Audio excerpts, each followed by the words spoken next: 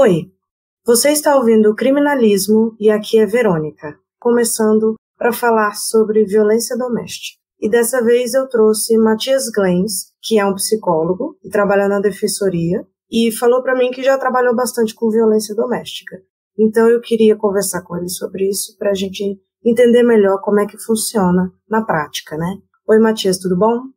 Oi, Verônica, tudo bem? Muito obrigado pelo convite, é um prazer estar aqui no Criminalismo. Então vamos lá. Eu queria primeiro que você me explicasse a definição de violência doméstica. A gente sabe que vem da lei da Maria da Penha e tal, mas eu queria que você me falasse como é que é essa definição. Tá bom. Sim, tem a ver com a lei, depois a gente pode aprofundar um pouquinho na questão da Lei Maria da Penha. Mas violência doméstica, ela é, numa tradução assim literal, aquela violência que acontece dentro de casa. Então, é uma violência que acontece normalmente com pessoas que estão próximas da vítima. De um sentido assim mais amplo, a gente poderia pensar em toda a violência que acontece dentro de casa. Então, normalmente, a gente usa esse termo para se referir à violência contra a mulher. Então, a violência contra a mulher que acontece no âmbito familiar. Normalmente, essa violência é perpetrada pelo companheiro dela, esposo, marido, né? Mas pode, por exemplo, acontecer, a Lei Maria da Penha protege também, não somente as relações conjugais, né? Então, por exemplo, ela pode sofrer violência doméstica de um irmão, de um padrasto, do pai, enfim.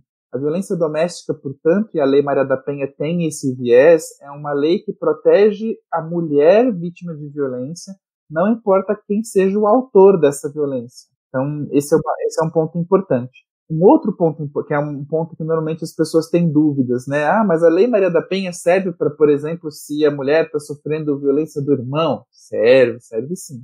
Outro ponto que as pessoas têm muita dúvida é a diferença de termos como, por exemplo, violência doméstica e violência de gênero. A violência de gênero, ela também é uma violência que acontece por conta dessa diferença entre homens e mulheres, mas mulheres podem sofrer violência de gênero não necessariamente nas suas casas. Então, quando você, por exemplo, Verônica, uma mulher, é preterida num emprego pelo fato de você ser mulher, e aí contrata um homem no seu lugar, mesmo você tendo, por exemplo, mais ou melhores qualificações, você sofreu uma violência de gênero, né? Uma violência pelo fato de você ser mulher. Mas isso não foi uma violência doméstica, porque não foi no âmbito da sua casa. A violência doméstica seria um subtipo da violência de gênero, então.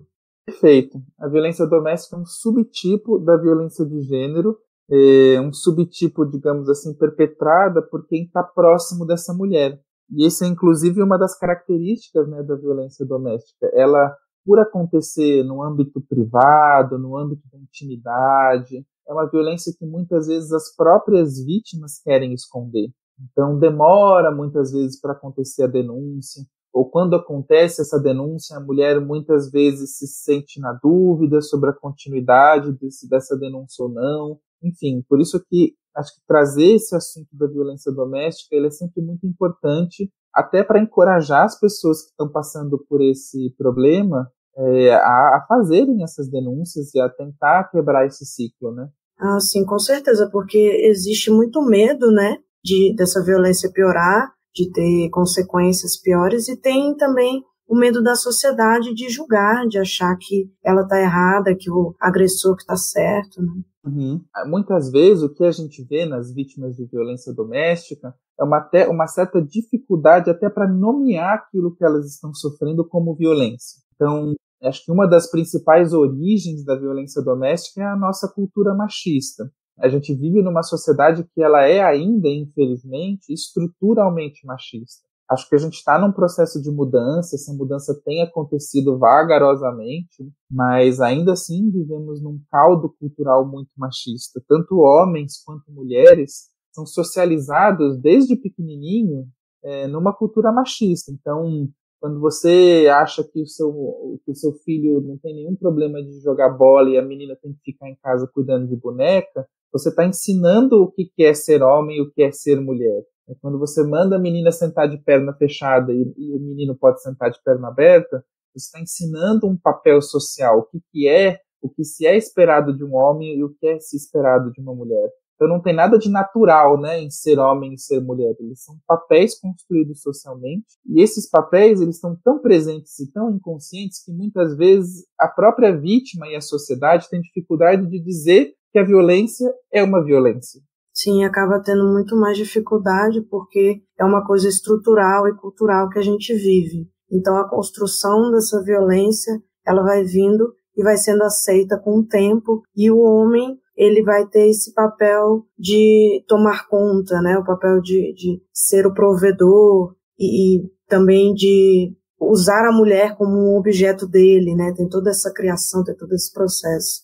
Sim, então você vê, né? Muitas vezes o que acaba acontecendo é que a religião, por exemplo, reforça esse processo de construção de papéis sociais rígidos e estereotipados, né? Então, a função do homem seria essa que você mencionou, a função de provedor. Então, se ele, por exemplo, obriga a sua mulher a ficar em casa, o que é uma violência, muitas vezes esse homem, essa mulher, a comunidade na qual eles estão inseridos não enxerga isso como uma violência porque, sei lá, porque está escrito na Bíblia que tem que ser assim. Então, a própria socialização faz com que coisas extremamente violentas não sejam nem vistas como violentas por conta da nossa socialização machista. Pensei aqui num outro exemplo. É muito comum, né, um tipo de violência que a gente chama de violência psicológica.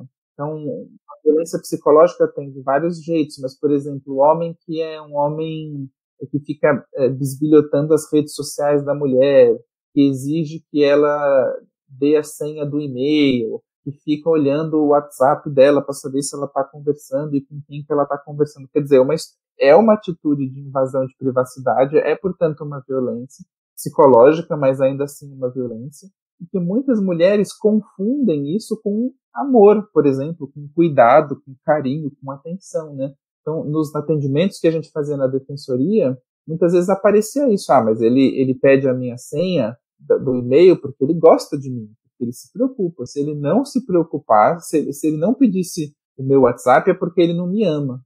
Então você vê como que existe uma mistura aí, né, que é consequência desse caldo cultural machista. É um símbolo de cuidado. O ciúme virou um símbolo de cuidado. É. Eu acho interessante a gente até falar dos tipos de violência, que são 5, para ficar mais claro, né, quando a gente for explicar melhor e dar exemplos, para as pessoas entenderem. Né? A Lei Maria da Penha, ela discrimina esses tipos de violência. Os principais, eles são basicamente, eu já falei, a violência psicológica, violência física e violência patrimonial, né? Então, o que isso significa? Significa que, para a própria legislação, violência não é só bater. Bater é óbvio que é uma violência, mas não é só bater.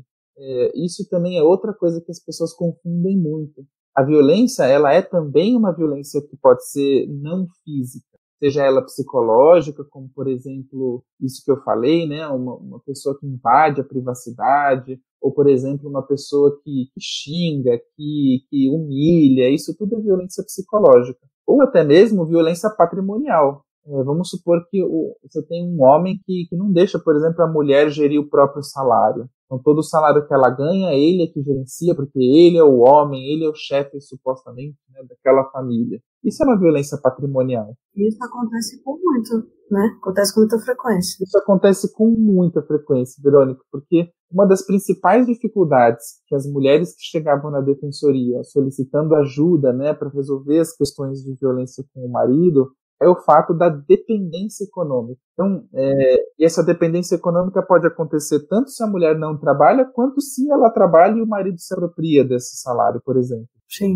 Então, a dependência econômica, ela é um dos motivos, dentre vários outros, a gente pode também se aprofundar nisso, de por que muitas mulheres que estão envolvidas nessa violência não conseguem romper esse ciclo de violência. A dependência econômica é um desses motivos. Ela pensa assim, nossa, mas se eu me separar desse cara, para onde eu vou? Com quem eu vou morar? Como que eu vou sobreviver? Muitas vezes elas não têm para onde ir, né? E tem filhos. Pois é. Os filhos, a preocupação com os filhos é o segundo grande motivo de por que as mulheres vítimas de violência muitas vezes se veem enredadas nessa situação e não conseguem sair. Então, muitas vezes, elas até teriam condições financeiras de sair, elas poderiam, por exemplo, morar com a mãe, uma amiga, alugar uma casa, enfim, elas teriam condições sociais e financeiras de terminar essa relação, mas ela fica pensando nos filhos. O que os meus filhos vão ficar com o pai distante? Eu não quero que os meus filhos sejam filhos de pais separados. Então, o que muitas mulheres não entendem é que muitas vezes é pior até para os filhos conviver com aquela violência, né? Hoje a gente tem pesquisas já muito bem estabelecidas de crianças crescem vendo os seus pais se agredindo, elas têm muito mais chances no futuro de elas mesmas se tornarem agressoras ou vítimas de violência. Isso é muito louco, né? A pessoa acaba se acostumando, né, com aquele ambiente, acha que aquilo é normal, né, e acaba passando isso para frente. Isso é muito maluco, assim, porque imagina, se um menino vê o seu pai batendo na sua mãe, ele tem 3 vezes mais chances de ele se tornar um agressor no futuro do que se isso não acontecesse. E agora o mais louco é, se a menina vê o seu pai batendo na sua mãe, ela também tem 3 vezes mais chance de se tornar vítima de violência no futuro. Isso é muito bizarro. Você fica pensando, nossa, eles vão repetir esse padrão violento da própria infância? É meio isso que você falou, né? Porque eles foram socializados na violência. A violência passa a ser um tipo de linguagem, uma linguagem com a qual eles se acostumaram. E isso passa a ser naturalizado, infelizmente. Por isso que tanto meninos têm maior chance de se tornarem agressores, quanto meninas têm maiores chances de achar que aquele tipo de relação é natural e se envolver com um cara agressor. Ela se acostumou dentro de casa, né? E os pais não separaram, não fizeram nada a respeito, então a pessoa acha que é assim mesmo, as relações são assim mesmo. Pois é. Então, você vê, muitas vezes, não que a gente defenda o divórcio, defenda a separação, mas a mulher que está nessa situação tem que ponderar muito bem, porque também submeter os seus filhos a uma violência constante dentro de casa, em nome do quê? Em nome de que benefício essa presença masculina está trazendo para os seus filhos? A que preço, né? A que preço? Então, dependência econômica e preocupação com os filhos são 2 pontos muito importantes que fazem com que as mulheres fiquem enredadas, né, nessa situação. E é por isso, inclusive, que, por exemplo, psicólogos, assistentes sociais que trabalham nas casas de apoio a mulheres vítimas de violência, um dos trabalhos mais importantes que eles têm é construção de alternativas de renda para essas mulheres. Então, quais são as alternativas de renda que a gente oferece para que elas possam sair de casa, né? Tem algumas experiências até muito bem sucedidas de que a mulher ganha uma espécie de auxílio financeiro mesmo, né, como se fosse uma Bolsa Família para essa situação específica, para que ela possa, nesse momento inicial de saída de casa, separação judicial e tal, até ela se arranjar, ela ter um auxílio, né? Isso seria muito importante que acontecesse em todo o país. É verdade, tem alguns lugares eu já vi que eles também oferecem trabalhos, né? Como de costura, algumas coisas assim. Aquilo que a mulher conseguir ou souber fazer, né, esse que seria o interessante, a partir dos interesses e habilidades que ela tem, buscar alternativas de renda e apoio social para que ela consiga sair dessa relação de violência com todo o apoio que ela precisa. Sim, com certeza. E você falou desses 3 tipos, mas existe também a violência sexual e moral, né? E é muito importante lembrar dessas 2 também, porque a violência moral é basicamente calúnia, difamação e injúria, que a gente já tem no Código Penal, mas a violência sexual eu acho interessante porque ela trata de qualquer violação de direitos sexuais e reprodutivos, né? Não é só o marido estuprar a mulher, que isso acontece, isso é real. Mas existem outras formas de violações sexuais que podem ser feitas durante a relação. Total. A gente tem um certo preconceito de achar que não teria como acontecer violência sexual dentro do casamento, porque, afinal de contas, as pessoas estão casadas, né? Sim, é consentimento automático. Como se fosse um consentimento prévio, né? Uma vez que casou, tem que transar sempre que o outro quiser. E não é nada disso. Então, todo sexo que acontece depois que a pessoa falou não é violência. E acho que isso também as mulheres que não necessariamente sofrem violência sexual, mas que estão expostas socialmente à violência de gênero, estão mais do que acostumadas, né? Então teve até recentemente a campanha Não é Não, Sim. que não, né, não significa não. Não tem assim, ela tá se fazendo de difícil, não significa sim, se eu insistir o não vira sim. Então é um pouco disso, né? Existe um certo preconceito social mesmo de que não poderia acontecer violência sexual dentro do casamento, e acontece muito, acontece demais. Sim, com certeza. A gente costuma ver campanhas na internet falando de assédio, essas coisas, e a gente vê as pessoas contando histórias nas redes sociais, e acontece muito de mulheres falarem de relacionamentos em que houve abuso sexual e elas só perceberam muito tempo depois. Elas só entenderam muito tempo depois.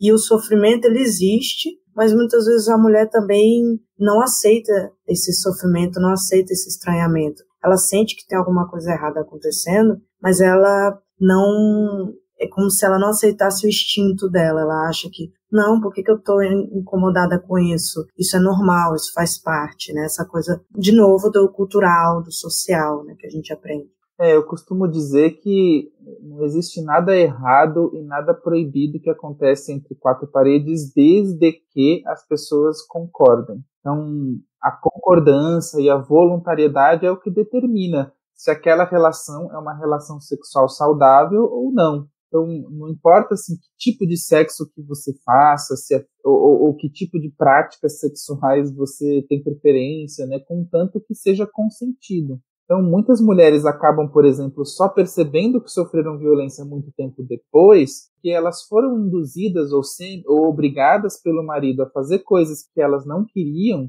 em nome do casamento. Sim. Então, foi uma voluntariedade meio que forçada, né? Meio que tirada a forceps. Então, se ela tivesse empoderada, ela não teria aceitado. Ela teria dito que não gosta daquilo, que prefere daquele outro jeito, e eles, como um casal, teriam que construir essa relação sexual juntos, né? E não uma imposição do homem em relação à mulher. Muitas vezes a mulher não ouve aquela voz interna dizendo que não quer, que não gosta, pelo bem do outro, né, para satisfazer o outro. Isso é uma coisa muito pesada, né? Essa coisa da gente ter essa necessidade de satisfazer o outro. E isso ser uma coisa ensinada. Pois é. A gente costuma dizer que sexualidade é encontro. Então, as duas pessoas estão ali para juntas encontrarem um caminho de prazer, mas como você comentou, né, não é assim que as pessoas, que homens e mulheres são ensinados desde pequenininho. Você vê a socialização masculina em relação ao sexo, como que se dá? Se dá por meio da pornografia, muitas vezes. Não sei, né, que tipo de experiência, mas eu me lembro muito bem, muito claramente de ter sido iniciado no mundo da vida sexual por revistinha, né, que os meus amiguinhos do prédio levaram um dia e eu fiquei ali, ainda meio criança, assim, olhando aquilo sem entender muito bem o que estava acontecendo, e tenho certeza que a maioria dos homens que estão nos ouvindo vão se identificar com isso. Quais foram as primeiras referências sexuais que você teve na vida? Não foi a pornografia, muitas vezes? E a pornografia ensina que tipo de sexo? Um sexo violento, né? Um sexo que muitas vezes não é consentido, um sexo que é um sexo muito espetaculoso, não é um sexo que acontece de verdade depois. Só muito tempo depois você vai entender que o sexo de verdade, aquele que a gente faz cotidianamente num casamento, por exemplo, não é aquele que aparece na televisão, né? Então, a gente percebe claramente que é irreal, né? É completamente real, é cinematográfico, né? Então o homem, ele tem aquela ideia na cabeça e ele vai para a realidade tentando com aquela ideia na cabeça, e a mulher ao contrário, né? A mulher, ela foi ensinada de que ela deve se preservar, de que ela não pode ter muitos namorados, senão ela vai ser considerada puta ou vagabunda, de que ela não pode ter prazer, de que ela tá lá para servir. Então ela não pede nada, ela só oferece o próprio corpo. Então você vê, são pessoas que foram socializadas assim, na hora que se estão juntos, só vão conseguir ter desencontros, né? E não encontros, porque eles não têm a mesma cabeça e não imaginam o sexo da mesma maneira. Então é por isso que você vê, o machismo, ele é algo tão pernicioso para as mulheres quanto para os homens, né? Quer dizer, é mais pernicioso para a mulher do que para os homens, mas é também para os homens. Então, depois talvez a gente possa falar um pouco disso, né, de atendimento aos homens agressores, que acho que é um assunto que me interessa muito, porque isso fala um pouco do quanto o machismo faz mal para a gente, né, o quanto que o machismo é tóxico, inclusive para os agressores, inclusive para os homens. Claro que as mulheres sofrem muito mais, esse tem que ser o foco, né, a proteção das mulheres, mas enquanto a gente não conseguir tratar esses homens machistas, a gente vai estar, infelizmente, só enxugando o gelo. É porque a gente já tem trabalhos com as mulheres, trabalhos muito bons, inclusive de combate à violência doméstica, de prevenção também, para que elas não passem por isso novamente e para que elas evitem passar. Mas os homens, se não forem tratados, eles vão continuar fazendo isso com outras mulheres. Vai sempre ter outra mulher que vai ser vítima dele, porque ele não vai parar. Aquela mulher que passou, ela pode parar, pode ter uma vida normal, conseguir seguir em frente. Ele não. Ele vai continuar com a mesma mentalidade, com a mesma cabeça e vai continuar perpetuando o que ele já está acostumado. Mesmo que ele passe por uma punição, isso não vai ser suficiente para ele mudar a cabeça. Ele precisa de um tratamento, ele precisa de um cuidado, ele precisa de um olhar também, porque ele também, de certa forma, acaba sendo uma vítima. É lógico que nunca vai ser no mesmo nível que a mulher, de longe, mas ele também sofre com tudo que ele aprendeu, tudo que ele vivenciou e tudo que ele internalizou. Porque muitas vezes esses homens também sofreram violência. Tem esse detalhe. Sem dúvida. Não, é muito comum isso, Verônica, a gente ouvir no relato desses homens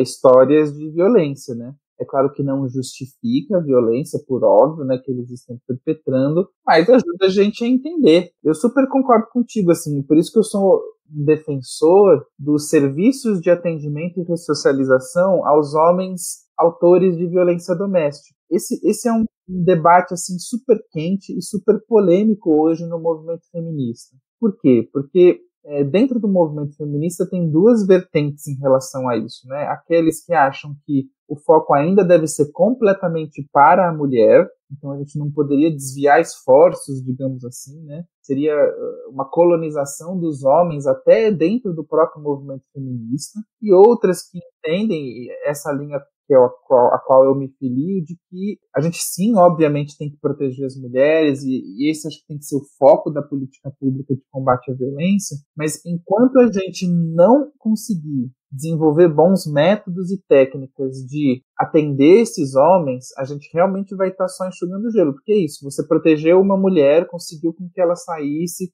empoderou ela se separou desse cara e foi tocar a vida. Esse cara continua sendo um cara machista e violento, e no próximo relacionamento que ele tiver, tudo começa de novo, ele vai agredir essa nova mulher. Então, o foco do problema é que tem que ser resolvido. Claro, a vítima tem que ser protegida, óbvio, mas o foco do problema não é a mulher vítima de violência, o problema é o homem que agride. Com certeza, puni-lo é importante, mas não é suficiente. Perfeito, porque a punição em si, ela tem um caráter, digamos assim, de interromper a violência. Então, o sujeito, quando ele sofre uma punição em tese, né, ele deveria parar o seu comportamento violento, mas a punição em si mesma, ela não tem caráter terapêutico nenhum. Então, a gente vê isso, por exemplo, no próprio sistema prisional, né? Você manter um sujeito que cometeu algum tipo de delito naquele ambiente, ele só sai muito pior. Então, é muito comum, eu acabei de fazer um curso, Verônica,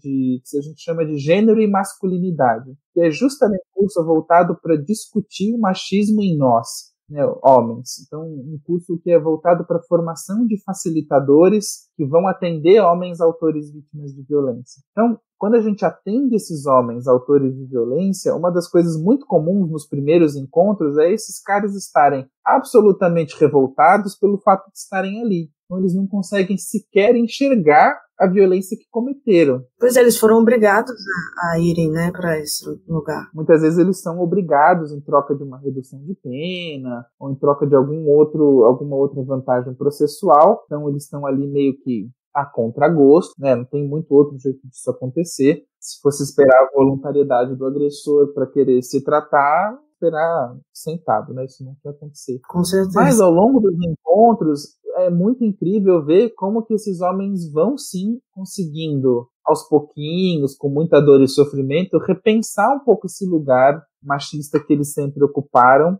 E esses grupos, né, esses grupos que atendem homens autores de violência, têm taxas incríveis de sucesso. Então, eu não vou lembrar de cabeça aqui as taxas de reincidência, mas, se não me engano, as taxas de reincidência para homens que não passam por nenhum tipo de trabalho de ressocialização, grupo reflexivo, etc., são, assim, mais de 70%, ou seja, né, praticamente todo homem que passa e que é punido pela Lei Maria da Penha acaba voltando a infracionar, né, voltando a agredir suas companheiras, ao passo que quando ele passa por esses grupos reflexivos, cai para menos de 3%, menos de 5%.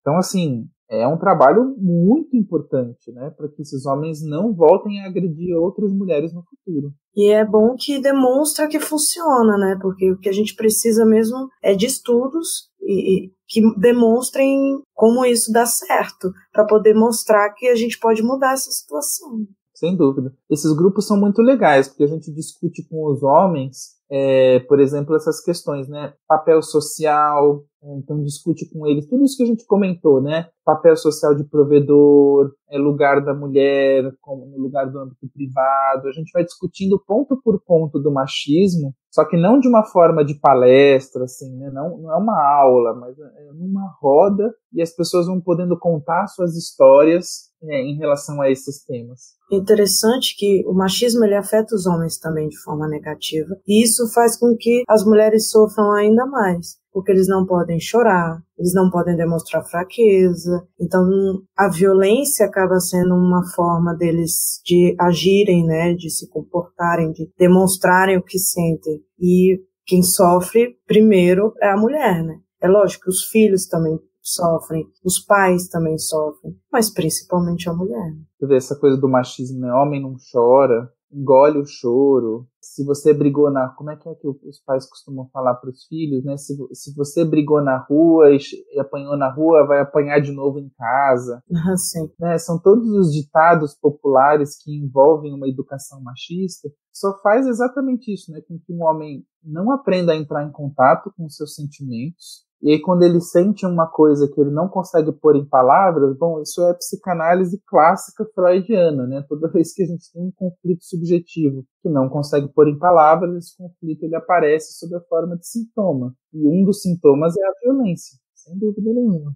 A gente falando sobre isso, eu lembrei do documentário Silêncio dos Homens. Eu acho que você já falou dele, né, no seu Instagram. Sim, falei porque um dos professores desse curso que eu fiz de gênero e masculinidade, ele é o diretor, né, o autor desse documentário. Então, uma das aulas foi com ele. Do Papo de Homem. Isso, do Papo de Homem. Agora me fugiu o nome dele. Mas ele foi um dos meus professores nesse curso. E esse documentário é fantástico, né? É muito bom. Super recomendo para quem estiver nos ouvindo. Eu gosto muito desse documentário porque é um trabalho que eu já venho pensando há muitos anos sobre isso. Só que como eu sou mulher, eu não me vejo fazendo esse trabalho com homens. Eu acho que não faz muito sentido. Eu acho que é melhor homens fazerem isso mesmo. Mas é uma coisa que eu tenho muito interesse, que eu gosto muito. Eu já fiz trabalho com mulheres, né? Com meninas, na verdade. Acho que de 10 a 16 anos, mais ou menos, a gente fez um trabalho voluntário chamado Boa Garota, que a gente conversava sobre feminismo, machismo, sobre os papéis da mulher na sociedade, objetificação, esse tipo de coisa. Foi um trabalho muito bom, mas a gente acabou tendo que parar por circunstâncias da vida, né? E tem pouco espaço também para esse tipo de trabalho, principalmente com meninas jovens, adolescentes, né? Porque o nosso intento, quando a gente começou esse trabalho, era trabalhar na infância e na adolescência para prevenir que no futuro elas sofram violência e sofram com machismo. Mas eu, trabalhando com as meninas, eu fui percebendo a importância disso para os meninos também. Como os meninos precisariam desse tipo de trabalho para prevenir também que eles cometam violência com as mulheres futuramente, né? Até porque na adolescência a gente já vê algumas características, a gente já percebe isso começando, né? O tratamento dos meninos com as meninas. Mas é algo assim, que se for falar sobre isso vai longe, né, a conversa. Porque a adolescência é um campo muito interessante para a gente perceber sintomas de violência doméstica. Até porque muitos desses adolescentes experienciam isso dentro de casa. E é na adolescência que ele vai começar esse seu percurso dentro dos relacionamentos afetivos, e muitas vezes esses relacionamentos já começam violentos. Eu acho que você tocou num ponto que é fundamental e para o qual muitas das nossas discussões acabam sempre caindo, que é a necessidade desses conteúdos serem debatidos na escola, né? A gente acaba nunca fugindo disso. A escola, ela tem essa capacidade preventiva inerente a ela, por isso que é tão importante a gente ter uma educação de gênero na escola. E aí, acho que assim, a gente falar disso num momento conservador, que é o momento que a gente está vivendo hoje no país, em que a gente já teve até deputado propondo projeto de lei para proibir o uso da palavra gênero, né? Uma coisa assim tão maluca. Parece que em 1984, né, em que o Estado totalitário cria a nova língua e aí começa a proibir palavras e as pessoas não conseguem mais dizer aquilo que pensam porque as palavras que elas querem usar estão proibidas, né? Estou aqui lembrando aqui do livro do George Orwell. É uma coisa muito maluca, assim, como assim você vai proibir uma palavra, né? É uma coisa muito maluca. A gente está no limite entre um futuro normal e um futuro distópico, né? Exatamente. E aí, quando a gente fala de educação de gênero, muitas pessoas entendem, você está querendo sexualizar as crianças. Não, gente, não é nada disso. Pelo contrário, né? Educação de gênero significa proteger os futuros adolescentes e adultos desse tipo de cilada. Então, ensinar, por exemplo, que não se deve aceitar um relacionamento violento, aquilo não é amor e etc. É uma forma de educar, né? Até para evitar violência sexual, evitar pedofilia, essas coisas. É uma forma da criança identificar, né, o que está certo, o que está errado. Você vê, né? Eu sei que isso foge um pouco do nosso assunto, mas acho que não foge muito. Essa coisa da educação sexual ser feita pelas famílias, né? Como tem alguns deputados aí mais religiosos propondo. E pesquisas mostram também claramente que quando a gente tira a educação sexual das escolas, as crianças ficam mais sujeitas, se tem um aumento do número de crianças abusadas sexualmente. Porque o abuso sexual, assim como a violência doméstica, é uma violência que acontece normalmente no interior da família. Então, como é que você vai falar que é a família quem tem que fazer educação sexual quando é dentro da própria família que o agressor normalmente se encontra? Então, eu não estou falando que a família não possa ou não deva fazer também educação sexual com seus filhos. Obviamente deve, desde pequenininho. Mas a escola tem um papel fundamental nisso também, até porque tem muitas famílias em que sexualidade, relacionamentos é tabu, não se fala sobre. E aí a criança fica exposta à violência, né? Acaba sendo um lugar de refúgio para a criança, quando ela precisa de ajuda, quando ela precisa falar que está sofrendo alguma coisa, ela vai na escola. Uhum, é para lá que ela denuncia, né? Exatamente. A escola costuma ter, muitas vezes, de uma válvula de escape para onde essas denúncias aparecem pela primeira vez. Exatamente. Então, nada mais certo do que usar esse local para educar as crianças e os adolescentes sobre as violências, inclusive a violência doméstica, até para eles identificarem dentro de casa com os pais, com os familiares, se isso está acontecendo, né? Uhum, com certeza. E aí, a gente falou bastante coisa das violências, mas eu queria pontuar os comportamentos, tanto do agressor quanto da vítima, para a gente poder identificar como é que isso ocorre, né? Como é que eles se comportam em situações de violência. Eu acho que facilita até para identificar, né?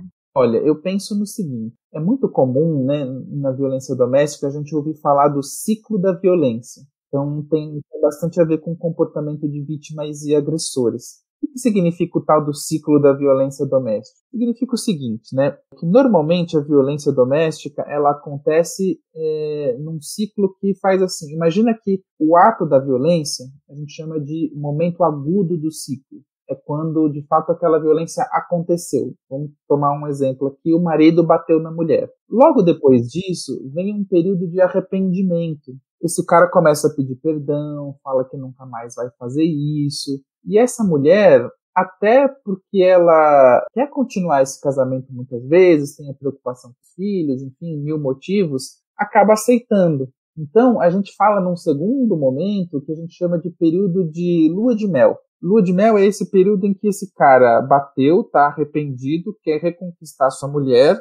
Então é o momento em que ele leva flores, que ele compra chocolate, que ele parece o melhor marido do mundo. A gente não pode esquecer que, assim, homens autores de violência normalmente são muito manipuladores. Então, acho que essa é uma característica importante dos homens agressores, né? Então, e a mulher acaba aceitando isso por todos esses motivos que eu falei. Depois dessa fase de lua de mel, aí começa um crescente de novo. Esse cara vai se revelando, começa os comportamentos de controle. Ah, você vai sair com essa saia curta? Começa os comportamentos de isolamento. Não gosto que você... eu não gosto dessa sua amiga. Essa sua amiga aí é uma puta, vai te levar para maus caminhos e tal. Esses comportamentos de violência psicológica é como se eles vão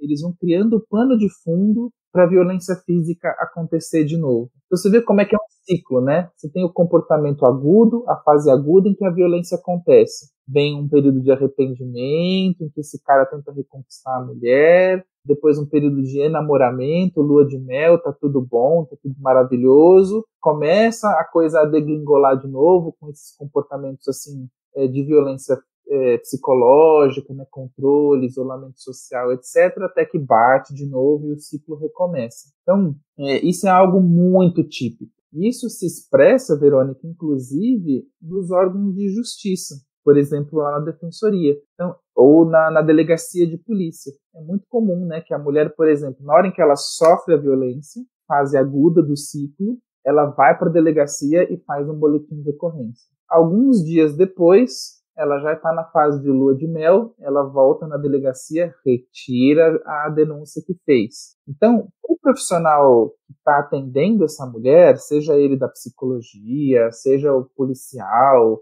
seja o advogado, enfim, qualquer profissional que atenda essas mulheres precisa conhecer esse ciclo para saber, assim, em que momento dessa história ele está conversando com essa mulher, porque vai fazer muita diferença. Se, por exemplo, sabendo desse ciclo, eu consigo diminuir muito o número de queixas que são retiradas na delegacia. Porque se essa mulher, na hora que ela vai retirar, ela consegue, por exemplo, conversar com um psicólogo que explica para ela que ela está nessa fase de lua de mel, mas que isso vai acontecer de novo, porque isso é característico da violência, isso muda muito. Então, e aí a gente consegue ter um número de desistências muito maior e, consequentemente, um número de responsabilização de agressores muito maior também. Não é à toa que a lei mudou, né, para não aceitar que a mulher retire a queixa depois de um determinado ponto, né, do processo. Isso. Ela ainda pode retirar, mas depois de um determinado ponto, como você falou, isso não acontece mais. Só que é muito comum que isso ainda aconteça. Vão, às vezes, no dia seguinte, retirar essa queixa, né? Às vezes, não só por essa questão que eu falei, do ciclo da violência, da lua de mel, mas muitas vezes por ameaças, enfim, né, do marido e tal. Então, a gente precisa ter muito cuidado mesmo quando atende essas mulheres, porque elas estão numa situação muito delicada. Elas estão muito vulneráveis, né? Esse é o ponto principal. O agressor, ele se aproveita da vulnerabilidade da mulher para manipulá-la, e aí você tem que saber muito bem lidar com essa situação. Uma coisa que eu também sempre costumo dizer é o seguinte: esse cara, para quem olha de fora, ele é um monstro, né? A gente chega para uma mulher como essa e fala, por que você não larga esse traste? Mas essa mulher não vive só os pontos negativos desse relacionamento. Esse que é o ponto. A relação da vítima com o seu agressor é uma relação ambivalente. Tem aspectos negativos e aspectos positivos. Se tivesse só coisa ruim, provavelmente ela já teria se separado dele, mas como a violência doméstica ela tem essa característica de ser uma violência íntima, uma violência cometida por alguém que está próximo, ela tem esse caráter ambivalente. É só a gente pensar, por exemplo, na relação entre pais e filhos. A psicanálise tanto veio martelar na nossa cabeça que não é uma relação só de amor, é uma relação de amor e ódio, uma relação ambivalente. Pensa nessa relação de pais e filhos que você vai compreender bem o que é uma mulher que sofre, que está dentro de uma situação de violência doméstica. Ela tem uma situação de amor e ódio em relação ao seu marido. É uma situação que vai intercalando, né? Intercalando. Então, você não tem só momentos ruins ou só momentos bons. Eles vão intercalando entre si de uma forma que não que você consegue sustentar, mas é algo que fica mais difícil de você se livrar daquilo ali, né? De você não aceitar mais aquilo ali. Para o profissional que atende essas mulheres, ele precisa entender que essa relação é uma relação ambivalente. Senão ele não consegue entender por que essa mulher permanece nesse relacionamento, por que ela vai, às vezes, e quer fazer o BO, e por que ela vai e quer retirar a queixa, porque a relação com esse agressor é uma relação ambivalente. Se você chegar para uma mulher, por exemplo, e falar assim, larga esse traste, para ela, esse marido, ele é um traste e, ao mesmo tempo, é o pai dos filhos dela, que, por exemplo, pode ser um cara muito legal com os filhos. Então, é muito comum, assim, na defensoria a gente ouvia muito isso. Mas ele é um paizão, viu? Tipo, a mulher tá com o olho roxo, o dente quebrado, mas ela tá dizendo que o marido é um paizão. Assim, para eu que tô ouvindo isso, dá vontade de falar, sabe, não justifica. Presta atenção. Presta atenção no que você tá falando. Porque eu não tô dentro dessa relação. Eu não tenho filhos com esse cara. Eu não vejo o quanto ele é carinhoso com os meus filhos. Mas ela vê. Então, se a gente não for capaz de escutar na radicalidade a ambivalência dessas mulheres, a gente não consegue compreendê-las. E se a gente não compreendê-las, a gente não consegue ajudá-las, né? É importante que não é preto no branco, não é maniqueísta, né? É uma situação que tem vários lados, é uma situação complexa, não é simplesmente, ele me bateu, eu não quero mais, tchau. Deveria ser o máximo possível assim, né? Uma coisa que a gente não aceita porque, de fato, não é aceitável que a gente agrida alguém em qualquer situação, né? Muito menos dentro de um relacionamento afetivo. Mas, como você falou, é mais complexo do que isso. É uma zona cinzenta. Atender essas mulheres e esses homens é complexo porque isso que na nossa cabeça às vezes fica muito bem separadinho, vítima, agressor, bateu, apanhou, é complicado, o buraco é mais embaixo do que isso, né? Exatamente, a gente não deve aceitar, mas a gente deve ter paciência para lidar com essa situação, para ajudar essas pessoas.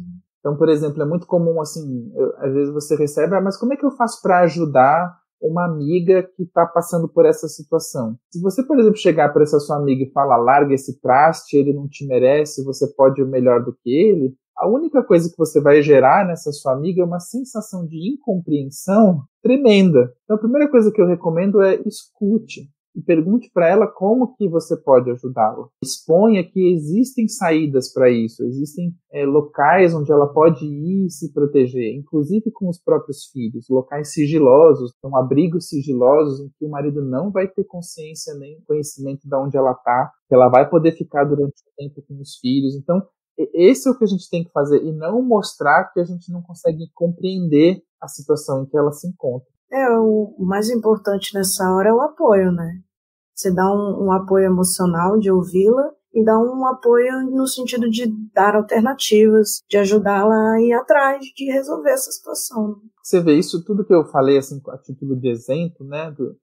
Você vai encontrar um cara melhor, ele não te merece, larga desse traste, tudo isso provavelmente é verdade. Não é a pessoa não está mentindo ou inventando quando diz isso. Mas isso também denota para a pessoa que está ouvindo, para a vítima da violência, que a pessoa que está dizendo não tem a mínima noção de que ela tem uma relação ambivalente com aquela pessoa designada como monstro, né, como traste ou enfim. Sim, com certeza. Agora, tem o problema também do depois, né? Depois que a relação termina, muitas vezes o agressor não aceita, né? Isso é outro fator. A gente tem muitos desses fenômenos de perseguição, né, stalker, esse tipo de coisa, porque esses homens, eles vivem isso como uma ferida narcísica profunda. Quer dizer, se ela não é minha, ela não vai ser de mais ninguém. É a questão da objetificação também, né? É um objeto meu, minha propriedade. Meu é minha propriedade. Tanto é que é muito comum, Verônica, lá na defensoria a gente atende casos assim, em que, por exemplo, um casal se divorcia e eles mantêm uma ótima relação após o divórcio. De repente, quando essa mulher arranja um novo namorado, esse cara, o antigo companheiro, o ex-marido, pira mesmo. Para de pagar pensão, começa a ficar agressivo, vai tirar satisfação com o marido com o namorado da ex-esposa. Por quê, né? Porque mesmo separado, ele ainda achava que aquela mulher era posse dele, propriedade dele. Como de repente entra um outro cara, né, nessa história. Então, esse homem que é socializado no machismo vê a mulher como posse e nem o divórcio, né, nem a separação capaz de fazer com que ele perca essa impressão de que aquela mulher é dele. Porque na cabeça dele, se ela não tá com mais ninguém, tá tudo certo, né? O problema é que ela não vai ficar sozinha para sempre. Então isso é muito comum, assim, a gente atende, por exemplo, casos de pessoas que param de pagar pensão alimentícia. A mulher vai lá na defensoria. Aí a gente chama o cara, você ouve, de repente você descobre que mudou na vida deles. Eles vinham depois do divórcio tendo uma relação relativamente amigável. O que mudou foi que essa mulher agora arranjou um novo namorado. Ou seja, esse cara não soube lidar com a quebra desse narcisismo machista com a qual ele foi socializado e que dizia para ele que aquela mulher era dele para todo sempre, independentemente do relacionamento determinado. É verdade, isso pode criar até outro problema, que é da alienação parental. Para você ver as consequências da violência doméstica. Não é só a violência doméstica, ela vai criando outros problemas. Para você ver como que uma coisa leva a outra e como que isso pode ir longe mesmo, sem dúvida. Eu acho interessante essa parte da pensão, porque é uma forma de você continuar controlando, né, a situação. Se o agressor ele paga pensão, a forma dele de prejudicar a mulher é parando de pagar a pensão. Então ele continua tendo algum controle sobre a relação, mesmo que eles não estejam mais juntos. Sem dúvida. Porque muitas vezes... Uma forma de violência patrimonial também. Total. Até porque, assim, a maior parte desses homens já paga muito pouco, né, de pensão alimentícia. É um valor muito irrisório frente ao custo que uma criança tem. E ainda assim, eles ficam regulando essa pensão alimentícia quando, por exemplo, tem algum tipo de conflito, né? Então, trabalhos que a gente faz lá na defensoria é mediação de conflitos em casais que estão se separando. A pessoa vai lá para a defensoria em busca de divórcio e em muitos desses divórcios a gente encontra violência doméstica. Ainda que essa não tenha sido a demanda pela qual a pessoa procurou a nossa instituição. E aí, um dos nossos desafios, por exemplo, como psicólogos, assistentes sociais que atendem essas demandas, é fazer essa separação na cabeça das pessoas entre o que é conjugalidade, né, o que é o conflito deles enquanto casal, do que é parentalidade, ou seja, dos deveres que eles têm em relação aos filhos. Então, você, por exemplo, eu custava para fazer o homem entender que ele pagava a pensão alimentícia não para a mulher, mas para o filho. A pensão alimentícia é do filho, é direito do filho. A mulher é só uma gestora desse dinheiro, mas que ele está pagando é para o filho. Isso é difícil de fazer entender, porque o cara foi realmente socializado nessa sociedade que o homem é o provedor e não sei o que lá, então é difícil de fazer isso entrar na cabeça dele. De que a mãe vai ser responsável pelo dinheiro do filho. E ponto final. É interessante, porque eu imagino que seja um trabalho muito difícil. Difícil, né? Muito trabalhoso. Né? É difícil porque a gente tem pouco tempo para resolver muitos problemas. Então, muitas vezes o que a gente consegue é um acordo meio parcial e aí, muitas vezes, a gente acaba encaminhando esses casos também para a rede de serviços para que possa ter algum tipo de continuidade, né? Então, desde atendimento psicológico, acompanhamento às CREAs, enfim, toda a rede de saúde e assistência social para dar conta, né, dessa família, desse casal. Entendi. Importante você explicar onde é que você trabalha, em que cidade, para as pessoas entenderem o tipo de trabalho que vocês têm de prevenção e de combate Bom, eu trabalho na Defensoria Pública do Estado de São Paulo, na cidade de São Paulo. Então, hoje eu estou no Núcleo de Direitos Humanos, dentro da Defensoria, mas antes de estar no Núcleo de Direitos Humanos, eu atuava na unidade de Itaquera, da Defensoria. Itaquera é um bairro aqui da Zona Leste de São Paulo, um bairro bastante periférico, extrema vulnerabilidade social, muito populoso. E aí é de lá que eu trago essa experiência com a violência doméstica, né? Porque aí as mulheres elas podiam procurar a Defensoria toda vez que tinham alguma demanda jurídica. Então, muitas vezes é como eu falei, ela procurava para se separar, e no meio daquele processo de divórcio a gente percebia a violência doméstica e atuava em relação a isso, e muitas vezes ela vinha por conta da violência doméstica em si, né? Então vinha para querer, por exemplo, fez um boletim de ocorrência e queria, por exemplo, as medidas protetivas, né, que a lei prevê. Então a Defensoria pode pedir essas medidas protetivas em nome da mulher. Então até lembrei desse assunto, né? Esse é um assunto interessante. Então a Lei Maria da Penha, ela prevê que a mulher vítima de violência possa ter algumas medidas que a lei chama de medidas protetivas. São medidas que muitas vezes o próprio delegado de polícia pode, na hora ali, conceder, mas às vezes também ela pode ir para a Defensoria fazer esse pedido e essa ser uma determinação judicial. Essa medida da delegacia poder fazer isso é recente, né? Antes era só judicialmente. E aí o que acontece? Alguns exemplos de medidas, né? Esse homem pode ser afastado do lar, então esse homem, por exemplo, ele é convidado a se retirar, digamos assim, da casa, ele é proibido de se aproximar a X metros daquela mulher, enfim, outras tantas que permitam que essa mulher tenha alguma segurança imediata em relação. A medida protetiva é uma medida assim, de emergência, né, que acontece no calor do momento, para proteger essa mulher. Então, o abrigamento, por exemplo, né, então essa mulher ir para um abrigo sigiloso, onde ela vai poder dormir, se alimentar, cuidar dos filhos, reorganizar a vida. Então, tudo isso são medidas protetivas que a Lei Maria da Penha prevê. Inclusive se fala em medidas protetivas de urgência, né? Porque é um caso de emergência. Isso exatamente. É interessante você falar sobre isso, porque é algo que acontece muito, mas que poucas pessoas sabem que existe, porque muitas vezes a mulher ela precisa desse tipo de proteção, ele precisa essas medidas para poder se proteger, né? Muitas vezes esse homem está na iminência da violência ou já cometeu a violência e pretende continuar, né? Por isso que muitas vezes conhecer que essas medidas protetivas existem e conhecer que existe toda uma rede de serviços públicos que dão suporte a essa mulher, como, por exemplo, casas de apoio com atendimento psicológico e encaminhamento para alternativas de renda, abrigos sigilosos, etc. Era a informação que a mulher precisava, era a informação que faltava à mulher para que ela, por exemplo, buscasse se separar desse cara. Então, esse tipo de informação é muito poderoso. Então, para quem está ouvindo a gente, né, e quiser ajudar alguém que esteja em situação de violência,